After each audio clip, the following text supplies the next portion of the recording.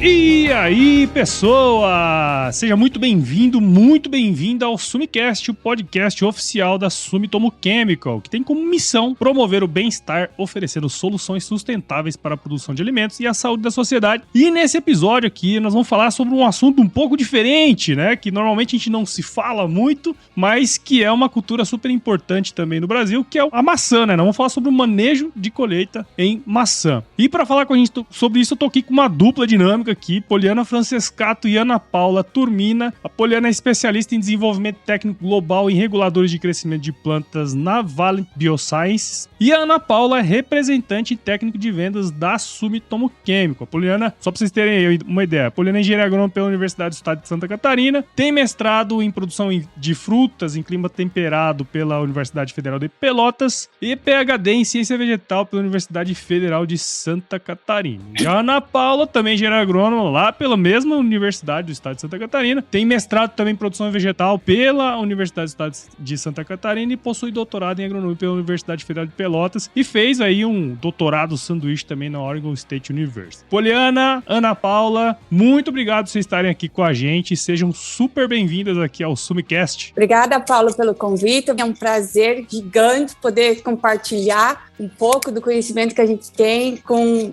produtor, com estudante, com pesquisador, quem for que estiver escutando o teu podcast. Legal. Muito obrigada.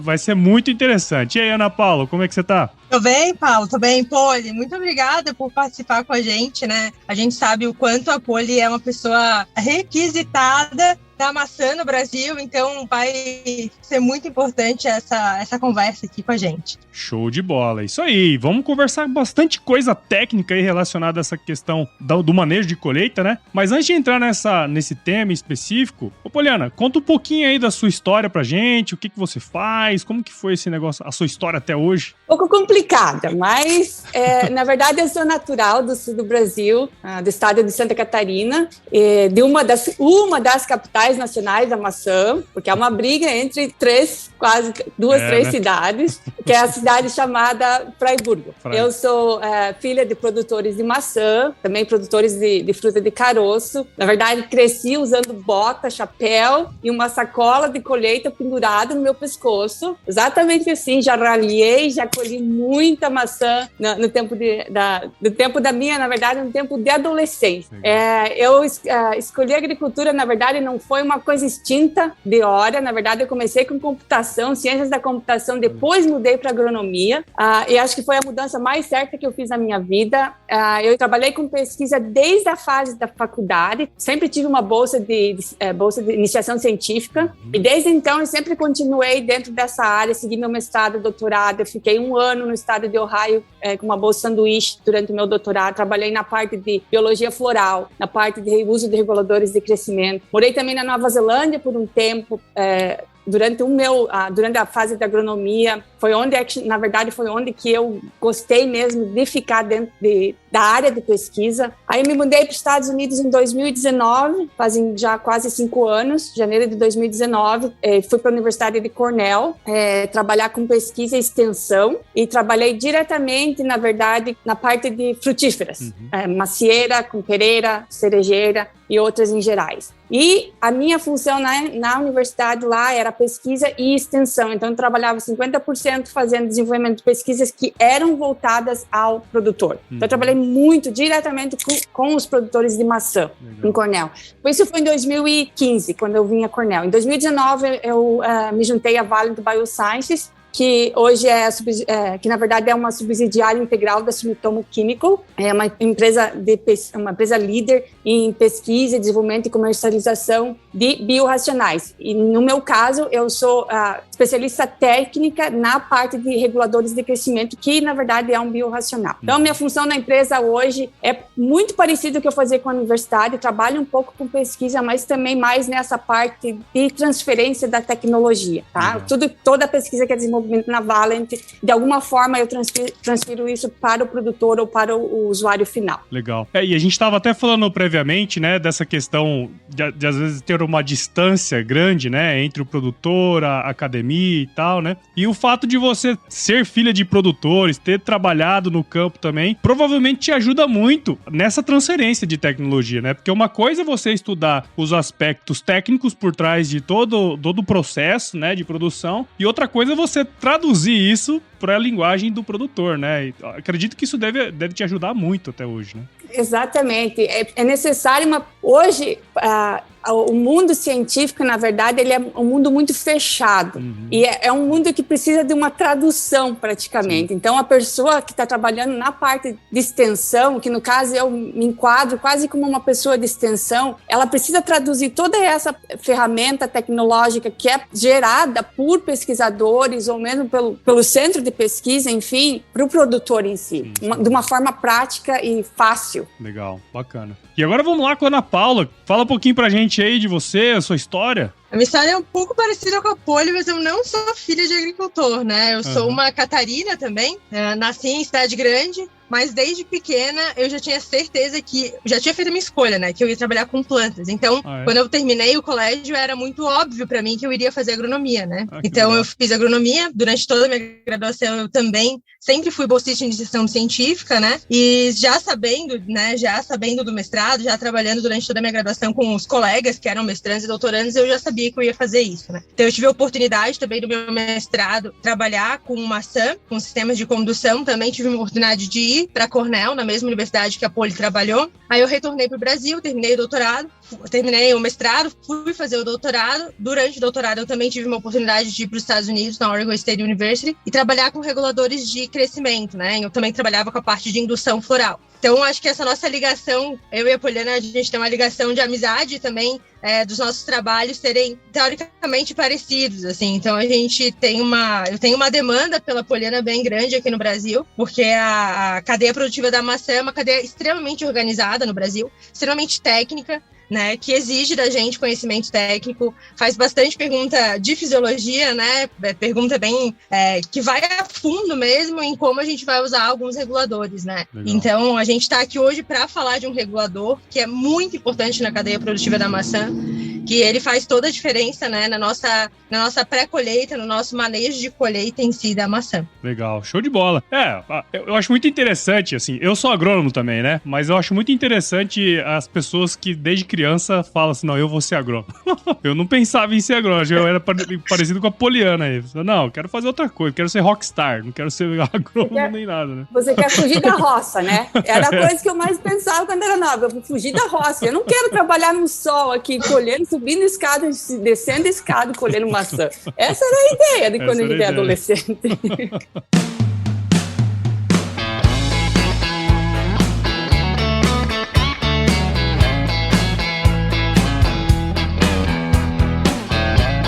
A gente vai entrar bastante nesses aspectos técnicos que a Ana Paula comentou, e a gente...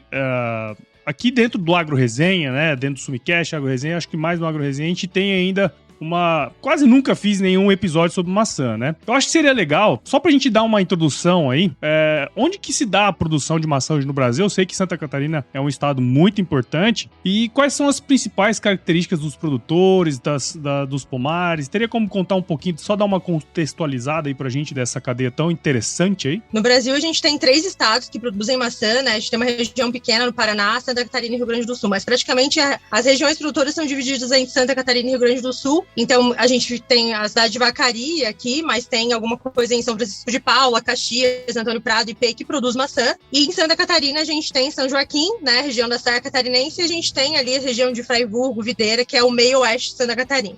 Então, são esses polos de produção de maçã hoje no Brasil. E a gente tem praticamente 2 cultivares, né, que são plantadas no Brasil, Gala e Fuji, né? A gente tem esses 2 grandes grupos. E tem um pouco de Eva, que é uma cultivar mais precoce, que requer menos horas de frio, então que ela é plantada mais em regiões mais quentes, né? Então, a gente tem alguma coisa ali no Paraná, né? A gente também tem aqui, já começando a descer Caxias do Sul. E Caxias do Sul, a gente tem, então, alguma coisa dessa cultivar que se chama Eva, que é uma cultivar que requer menos horas de frio, né? Então, nos polos principais principais, que é a vacaria aqui no Rio Grande do Sul, a gente tem concentrado as maiores empresas, né, em hectares de produção. E aí a gente tem a realidade de Santa Catarina, que a gente tem em São Joaquim, que é uma realidade que a gente tem desde produtores de meio hectare. Quando o produtor tem 10 hectares, é um produtor muito grande, né? Então, até pela região, né, pela topografia dessa região, em Santa Catarina, a gente não tem grandes áreas em planas, né? É uma realidade bem distinta quando a gente pega aqui e compara a situação de vacaria, por exemplo, né? Então, a composição dos produtores de maçã é essa. A gente tem, sim, grandes empresas, mas a gente também tem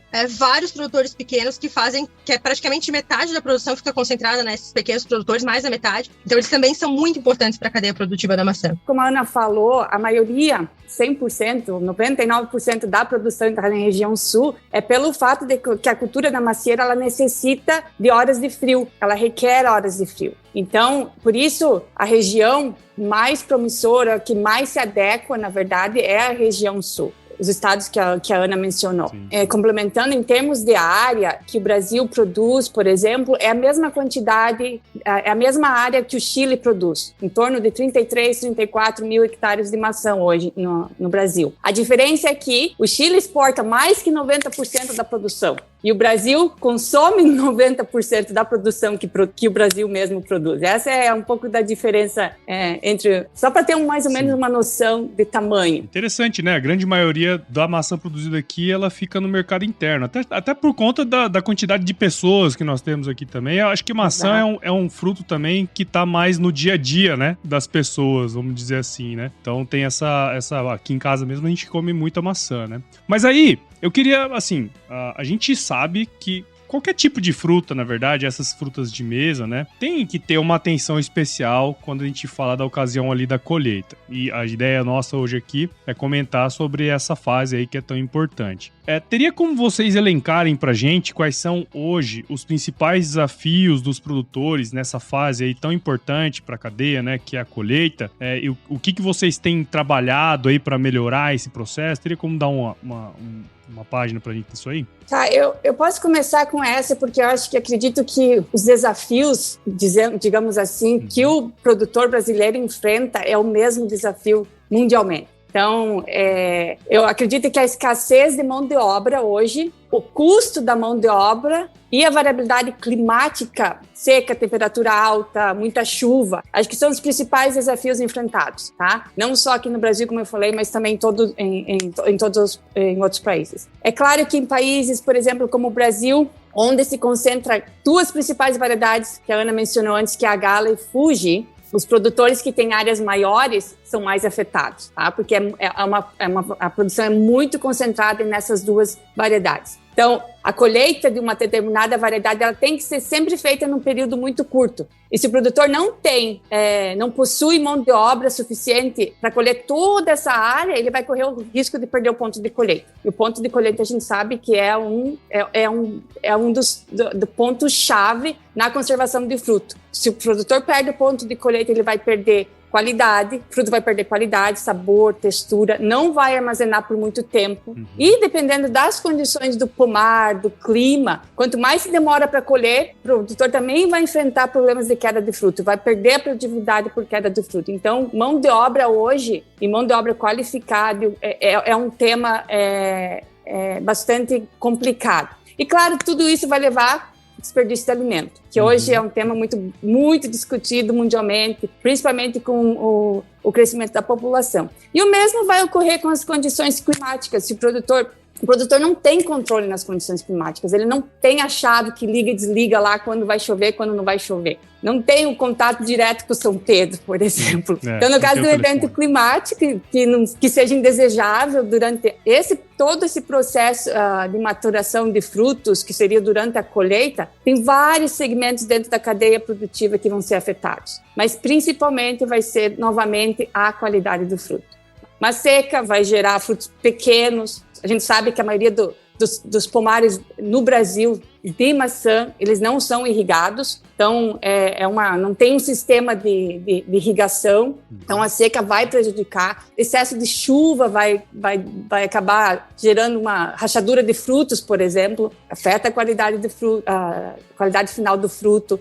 Temperaturas altas vai acelerar a maturação do fruto. também, tudo isso vai gerar todos os problemas que eu citei anteriormente. Como eu falei antes, 90% da produção interna hoje, da produção aqui no Brasil é para consumo interno, devido às tecnologias de armazenamento hoje que estão disponíveis no Brasil. O Brasil tem uma área bastante forte no Brasil, na verdade, essa parte de armazenamento, porque para se manter, hoje a gente consegue fornecer maçã aos brasileiros de janeiro a janeiro, devido a esse fato. E temos câmara frias com atmosfera controlada e tal. Mas isso só se torna possível quando os frutos são colhidos na forma correta. Então, quando se tem mão de obra suficiente, quando o produtor tem um planejamento melhor, no ponto exato de firmeza, índice da MIB. E tem duas coisas que no Brasil agravam também, que é a questão de cultivares, né? Que a gente tem uma janela bem marcada, assim, entre colher gala e fuge, né? Claro, o brasileiro gosta muito de comer gala, e aí a gente acaba que não tem outras cultivares. Então, isso é um agravante, né? A gente ficar na mão de duas cultivares, então a gente acaba concentrando a nossa colheita por causa disso, né? Então, a gente teria que trabalhar com clones diferentes, cultivares, variedades diferentes, né? Para poder tentar introduzir essas cultivares brasileiras, comer isso, ou a gente exportar isso, para a gente poder ter um alívio um pouco maior na nossa colheita. E também a questão da aspiração da dormência, né? Quando a gente começa a superar a dormência da maçã, porque ela cai a folha, né? Quando você fala cai a folha, ela para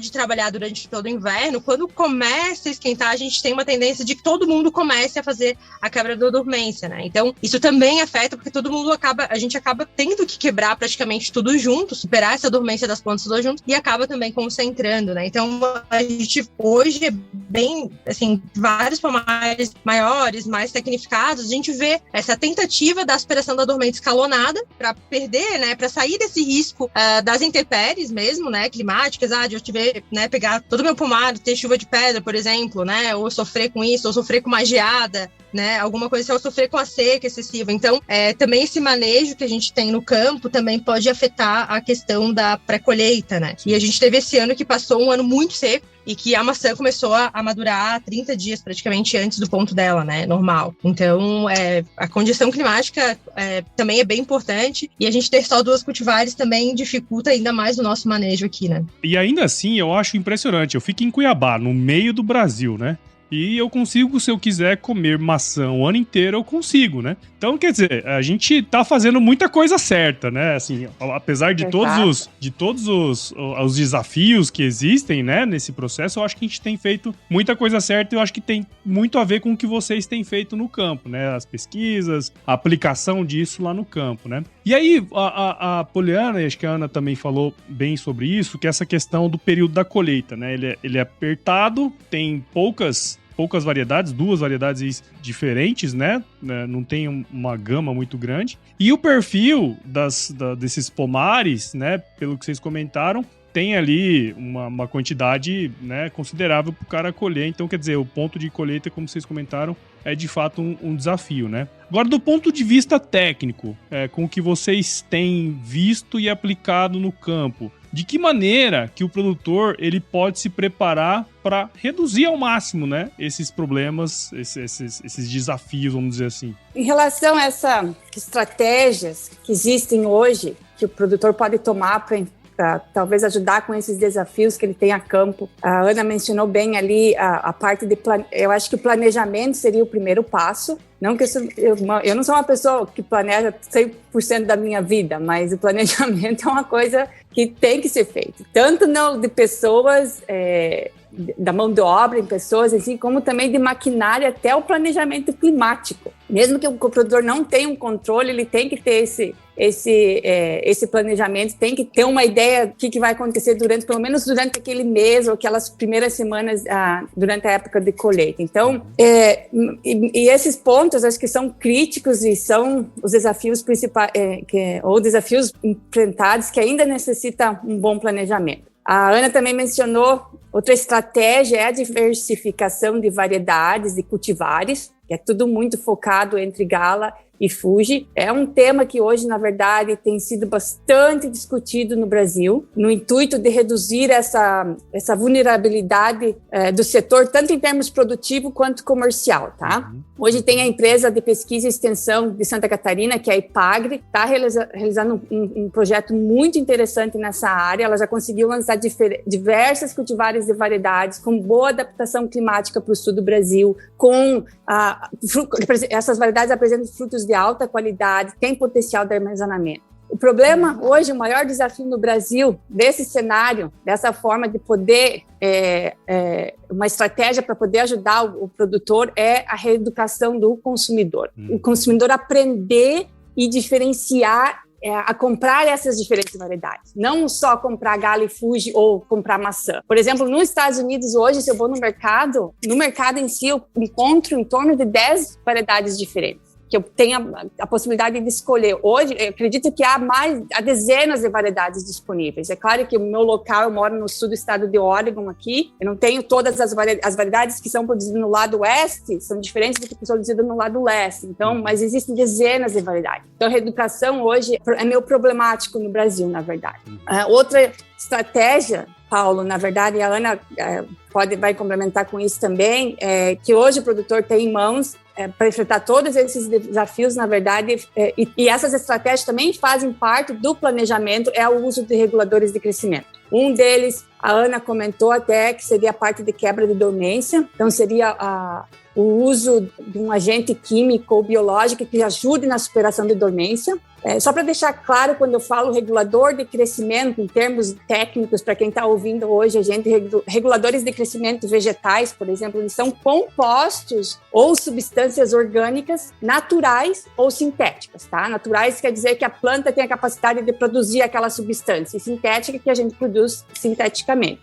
E essa substância ela tem a capacidade de influenciar os processos fisiológicos da planta. Então, são utilizados geralmente para melhorar tanto aspectos quantitativos como qualitativos. Então, um agente de superação de dormência também é considerado como um regulador de crescimento. E ele já é utilizado normalmente no sul do Brasil para satisfazer as exigências climáticas da planta da macieira, tá? A única coisa que o produtor faz é aplicar esses produtos em determinados momentos, em diferentes pomares. Então, ele consegue escalonar a brotação, consegue escalonar a floração e, consequentemente, a colheita também. E dentro desses, digamos, uma terceira estratégia, que seria o uso desses reguladores de crescimento também, hoje, os produtores brasileiros têm disponível o Retain. O Retain é um produto oferecido pela Sumitomo Químico, que está dentro da classe dos produtos biorracionais, ou seja, produtos sustentáveis de origem biológica, que são utilizados para a melhoria dos cultivos, tá?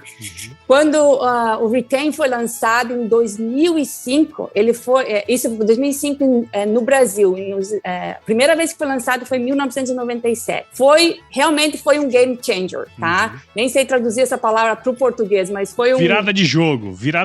Exato. Para os produtores, pela forma na qual ele funciona. Então, acho que é uma ferramenta hoje que o produtor tem em mãos, e se ele utiliza de forma correta, ele vai trazer benefícios gigantes para o produtor. E do ponto de vista do funcionamento dele, o que de fato esse produto, né, ou esse regulador, vamos dizer assim, o que ele faz ali que permite que haja essa melhora que você comentou? Na verdade, o Retain, ele possui o ingrediente ativo que se chama AVG, que é aminoetoxivinilglicina, tá? Ele é produzido por fermentação, tá? O produto todo é produzido aqui nos Estados Unidos por fermentação, e essa molécula, esse ingrediente ativo, ele tem a função de inibir a síntese ACC sintase, que previne a produção de etileno.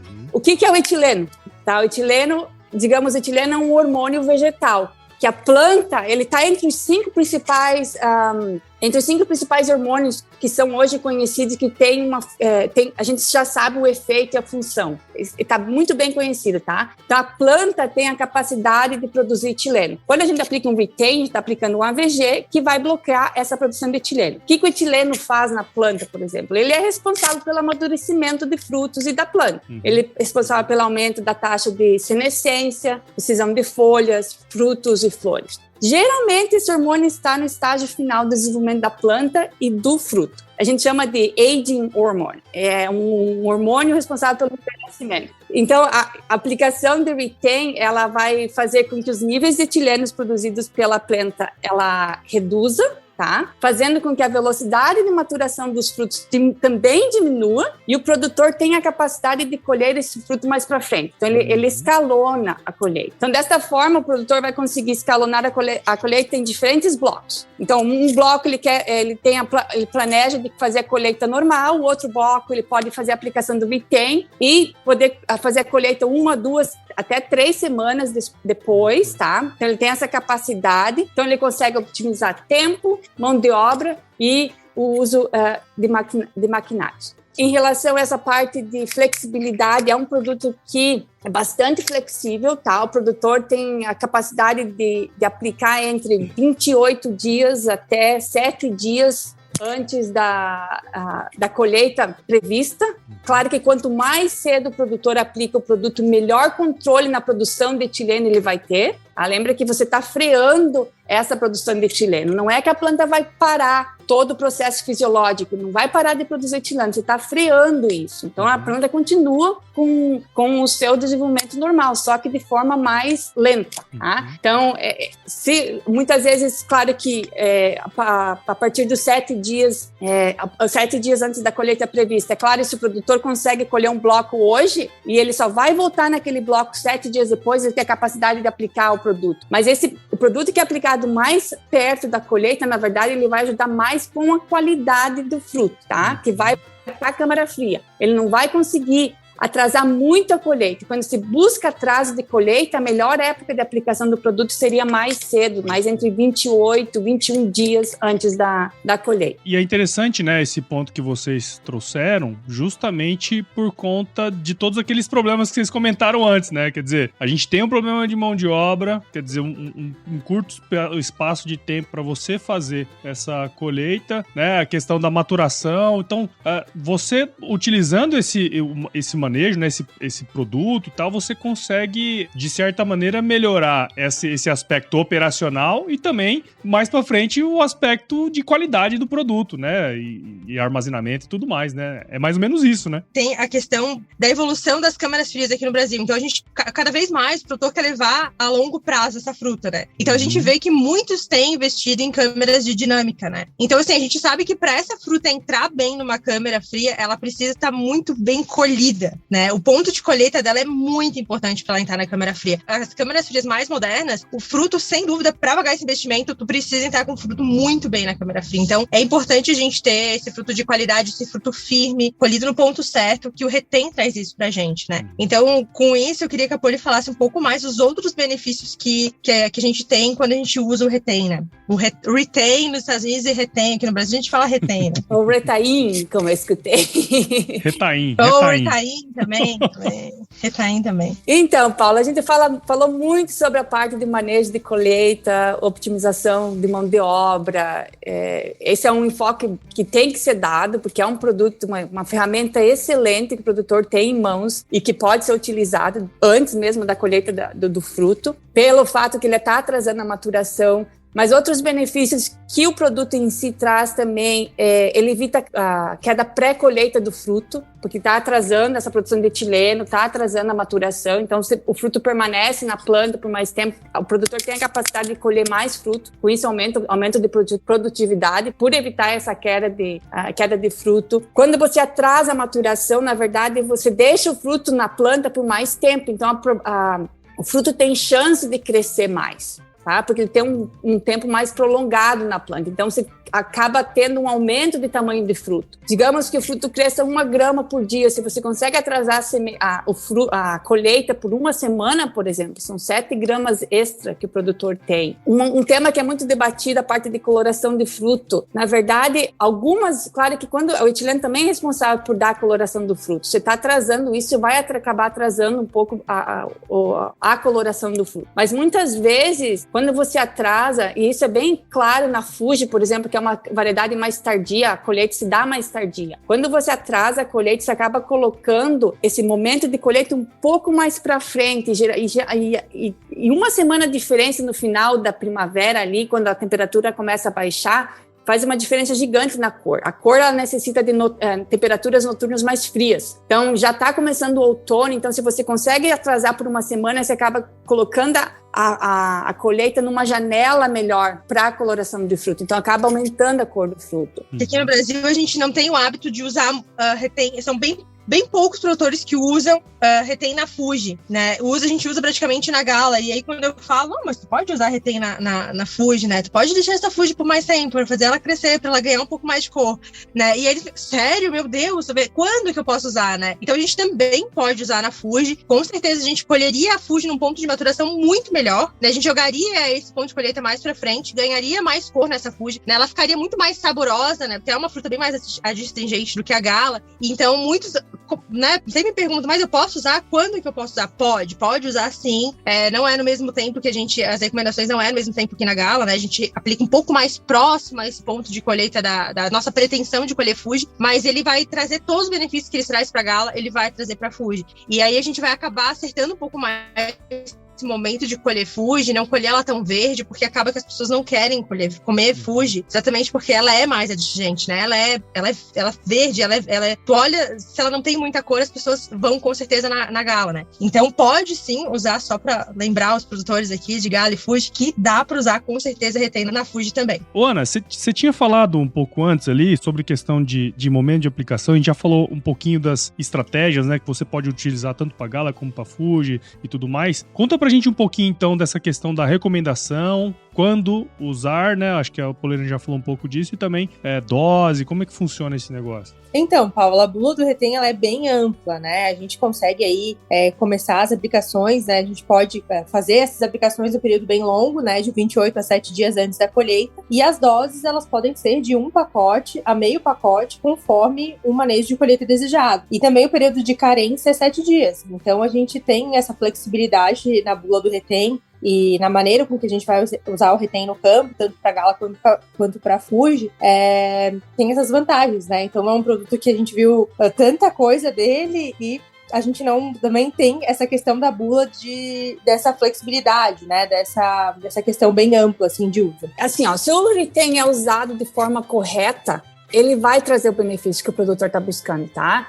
Então, o produtor tem que ter cuidado, sempre ter uma boa cobertura, tá? Sempre busca a gente sempre fala entre 1.000 litros de água por hectare, tá? Entre 800 a 1.000 litros de água por hectare. Não se aplica um produto quando a planta está sob estresse, no meio da tarde, quando a temperatura do ambiente, tanto a temperatura do fruto está muito quente, tá? A gente sabe que o produto não vai ter a mesma eficácia, então o produtor tem que esperar pelo menos aplicar durante a manhã, quando a temperatura interna do fruto está mais baixa e a planta também não está tão estressada, para melhorar a absorção do produto, tá? Esses são pontos bem críticos. É importante a utilização também de um espalhante adesivo com retain, tá? Para melhorar também. É um produto que tem uma eficácia gigante, mas não é um produto barato para o produtor simplesmente comprar e aplicar. Então, tem que tomar um certo cuidado para tirar a eficiência máxima que o produto pode ter. Entendi. Temperaturas, a Ana comentou muito bem isso, temperaturas muito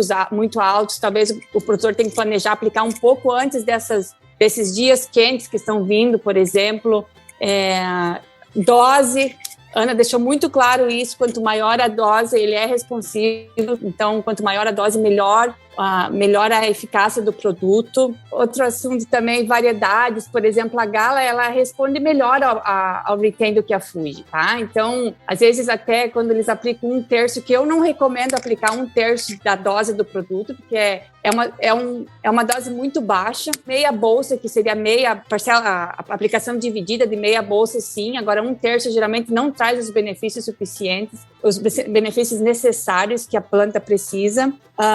Mas a Fuji, por exemplo, geralmente ela necessita um pouquinho mais, pela forma ela produz muito menos etileno do que uma Gala, por exemplo. Então a necessidade da dose é maior. A quantidade de carga de fruto, por exemplo, uma fruta super carregada, geralmente a colheita já vai ser naturalmente mais atrasada do que uma planta que não tem uma carga do que uma planta que tem uma carga baixa. Então isso vai levar em consideração, esse ano as minhas plantas estão muito carregadas, as minhas plantas de Gala, então talvez eu não vou com uma bolsa inteira, vou com uma meia bolsa. Agora, um ano que tem uma carga mais baixa, a gente sabe que a maturação vai ser mais precoce, a gente sabe que o problema de caída de fruto vai ser maior. Então, aumenta a dose nessa situação, nesse cenário. Então, tudo isso tem que ser levado em consideração pelo produtor. Uma coisa que a gente tinha que falar dos outros usos do retém, e uma coisa que a Poli chamou a atenção é com relação a essa questão da diferença de Gala e Fuji, né? A gente sabe que elas são maçãs, elas têm um hábito bem distinto, né? Principalmente lá na florada, na questão de indução, diferenciação e também na produção de etileno, né? Poli, tu consegue falar pra gente dos outros usos que tem aí mundo afora do retém e também em outras culturas e também na nossa bula, né? A gente sabe que a bula dele não é só para pré-colheita, né? Poli, já que a gente falou de pré-colheita e falou um pouco de pós-colheita, mas não citamos exatamente os benefícios que o retém traz pra gente lá na câmara fria, né? Ou lá depois que a gente tira essa fruta da câmara fria. Tu podia citar pra gente um pouco sobre isso? Bom, na verdade, quando você aplica, você está atrasando essa maturação dos frutos, você está atrasando também a perda na firmeza do fruto, tá? Se mantém um fruto firme por mais tempo e uma crocância melhor. Então, essa redução na perda da firmeza, ela traz muito benefícios não só na colheita, mas também como pré-colheita. Por exemplo, um problema muito comum na Gala é a rachadura peduncular, tá? A incidência de rachadura peduncular, que ocorre tanto na colheita como em pós-colheita. Claro que se tiver uma chuva muito intensa, que o produtor não tem controle nisso, a incidência dessa rachadura vai aumentar, tá? E muitas vezes o retém ele pode ajudar um pouco, mas quando a chuva for demais, não tem o que fazer